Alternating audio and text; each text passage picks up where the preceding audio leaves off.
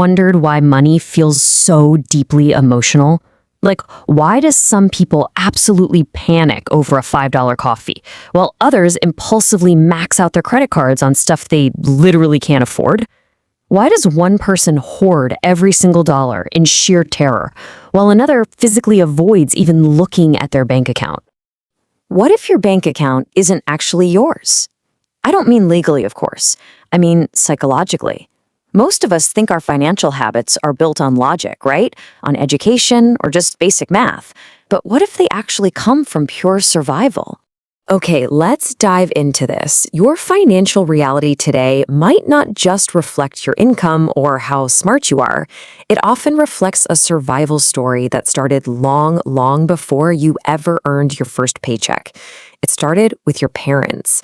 And not because they gave you bad financial advice, but because they unknowingly passed down their own inherited emotional wounds. Because here is a profound truth we really need to unpack in this explainer. Money is never just math. Money is memory. You see, kids are incredibly observant emotional detectives. They absorb that sudden, heavy panic when the mailman drops off the bills. They internalize financial fear way before they can even understand basic addition and subtraction. And this brings us to a concept called financial trauma. Now, when we hear the word trauma, our minds usually jump to extreme, catastrophic events. But trauma can be so much quieter than that. Sometimes financial trauma is simply repeated emotional instability. It's the chronic, quiet stress of watching the adults around you silently panic over survival. And that trains your brain to trigger a fight or fright response instead of logical planning whenever you deal with money. It often sounds like this: money doesn't grow on trees, or rich people are greedy, maybe never trust banks, or we're just not good with money. These aren't just innocent little sayings. They are massive red flags of inherited fear. If you heard these messages repeatedly during tense moments, your developing brain did something very specific. It permanently linked money directly to danger. But here's where it gets dangerous. I really want you to ask yourself this deeply personal question. Did your parents pass down wealth, or did they just pass down behavior? Because the invisible inheritance that nobody talks about is that parents rarely pass down trust funds. Instead, they unknowingly pass down their own psychological coping mechanisms. Psychologists call this invisible programming money scripts. These are deep subconscious beliefs formed in childhood that dictate literally everything about your financial life today.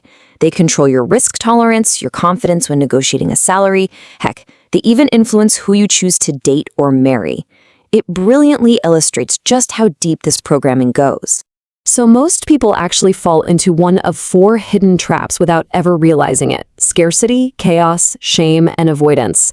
Listen closely as we unpack these and see if you recognize yourself, or maybe someone you love, in any of these profiles. First up is scarcity trauma. The core operating belief here is simply, there will never be enough. If your family constantly struggled, your brain might operate in permanent survival mode even after your income goes way up. This is the person who aggressively hoards their savings, works obsessively, is terrified to take a vacation, or feels guilty just for buying name-brand cereal. The tragic irony? They have plenty of money in the bank, but emotionally, they still feel completely broke. Then we have chaos trauma, where the belief is money disappears unexpectedly. Imagine growing up in a home where a parent frequently lost their job, or financial emergencies just kept wiping out the family savings. Your nervous system is now literally trained to expect disaster. For you, taking a risk, even healthy, historically safe investing, feels absolutely terrifying because uncertainty equals danger. Third is shame trauma. Money equals self-worth.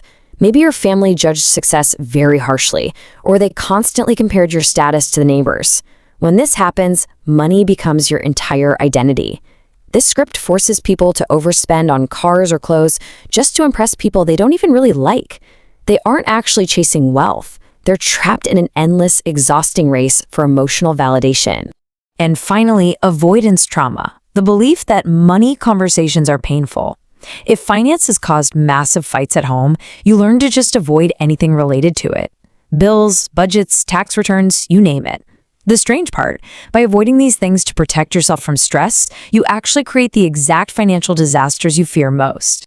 So the crucial point is this: intelligence does not override emotional conditioning.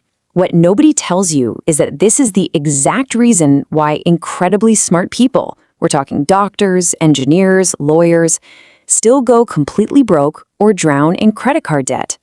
Emotion almost always beats logic. Think about it. Your logical goal might be scaling a successful business. But if you grew up constantly hearing, "we always lose our money," your subconscious fear totally takes over. Success suddenly feels incredibly unfamiliar and therefore unsafe. So you subconsciously self-sabotage because your nervous system actually prefers familiar pain over unfamiliar success. But here is the uncomfortable truth. This didn't start with you. Your parents likely inherited their fears too. Maybe your grandparents survived an economic collapse, right? They transferred that trauma to your parents as a really rigid scarcity mindset. And then your parents transferred it to you as financial anxiety, cleverly disguised as just being realistic about the world.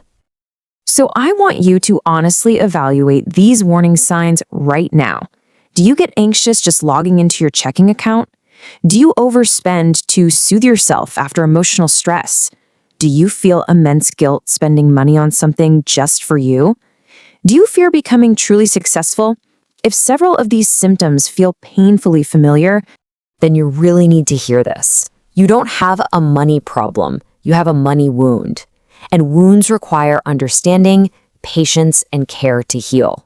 They absolutely do not require the shame of looking in the mirror and calling yourself lazy, stupid, or irresponsible. Let's move to and see how this builds, because the good news is that while inherited behavior is incredibly powerful, it is absolutely not permanent. Awareness changes everything. So here are 4 practical steps to actually rewrite your financial identity and break this cycle for good. Step 1 is to identify your money story. You need to pull this stuff out of the subconscious and into the light.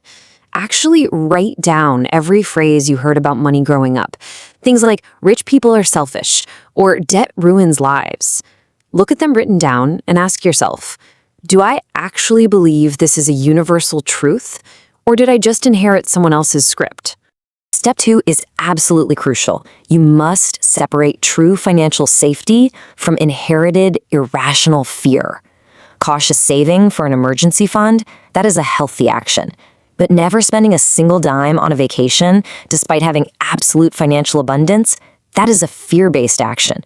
You have to learn to spot the difference in your own life. Step 3 is create new evidence. Look, you cannot just think your way out of trauma. Your brain changes through real experience. You have to prove these new beliefs true with small, undeniable wins. Set up a basic budget, invest $20 a month, ask for a tiny raise. Over time, this new evidence builds an absolute fortress of lasting financial confidence. And step 4, this is the ultimate psychological circuit breaker. Before you make any major financial decision, especially one driven by anxiety, pause and ask yourself this exact question. Am I responding to my present situation or my family's past?